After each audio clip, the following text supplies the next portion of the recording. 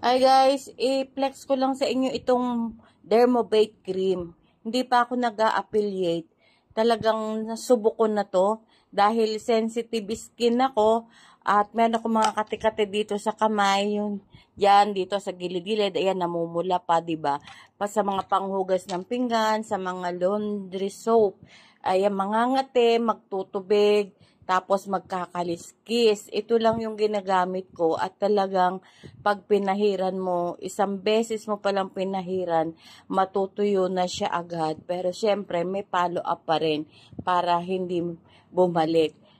Ito, ito ko ibibili niya sa drugstore, mahal. Pero sa TikTok, murang-mura lang. Kaya kung sensitive skin kayo, ayan o, gamit na gamit sa akin o. Click the yellow basket na lang guys. At talagang ito prove ko na magaling talaga siya.